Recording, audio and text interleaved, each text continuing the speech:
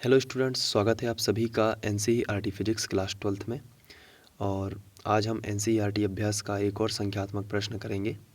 तो इसे भी आपको एक बार समझने के बाद कर लेना है और कौन सा सूत्र लगना है वो भी आप यहाँ पे ध्यान रखेंगे। तो चलिए सवाल सबसे पहले पढ़ लेते हैं। इसमें दिया गया है कि एक शक्ति संप्रेषण लाइन अपचाई ट्रांसफार्मर में जिसकी प्राथमिक कुंडली में 4000 फेरे हैं 2300 वोल्ट पर शक्ति निवेशित करती है।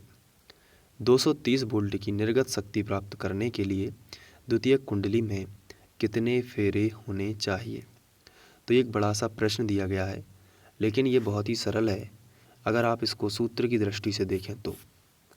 अगर आप सवाल पढ़ें तो प्राथमिक कुंडली में फेरे दिए गए हैं 4000, जबकि 2300 वोल्ट दिया गया है, यानी विभव दिया गया है 2300 वोल्ट।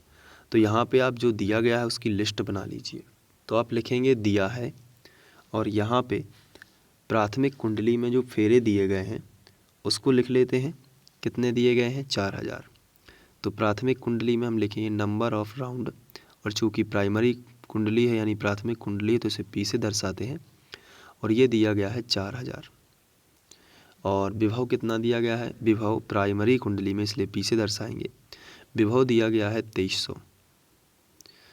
तो ये हमें दो चीज़ें दिए गई। आगे लिखा है कि 230 वोल्ट की निर्गत शक्ति प्राप्त करने के लिए, यानी कि जो हमें द्वितीयक कुंडली है उसमें निर्गत शक्ति प्राप्त करना है तो द्वितीयक कुंडली में ही करेंगे ना, हमने ट्रांसफार्मर में पढ़ा हुआ है।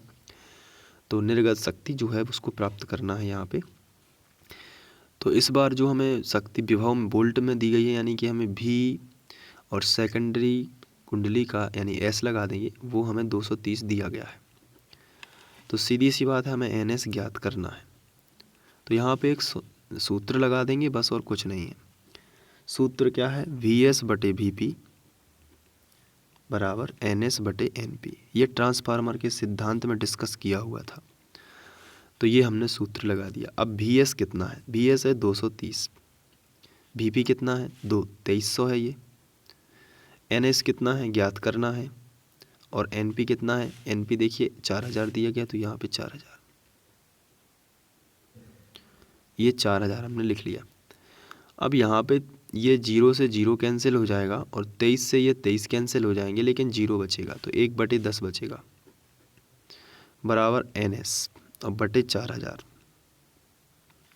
तो 10, यहाँ से एक 0 और कैंसिल हो जाएगा, या फिर हमें पहले 10 एन एस कर लेते हैं। 10 एन एस बराबर 4000, फिर 10 को यहाँ पे बटे में पहुँचा देते हैं, तो एन एस बराबर 4000 बटे 10। एक 0 से कैंसिल, यानी जो फेरों की संख्या है वो 400 होगी द्वितीयक कुंडली में। बस यही आपको लिख देना है कि अतः द्वितीय कुंडली में फेरों की संख्या 400 होगी। तो एक बार आप इसको कर लीजिए, एक एक बार ही करना है, ज़्यादा इसमें टाइम बर्बाद नहीं करना है। सिर्फ एक बार करेंगे तो ध्यान बना रहेगा। अगर कभी कभार एग्ज़ाम में आ गया तो आप इसको कर पाएंगे, और वैसे आपको पता तो चल ही गया कि कौन सा फॉर्मूला लगना है, तो आप शॉर्टकट में जल्दी से इसको कर लीजिए एक बार, तो ये आ जाएगा।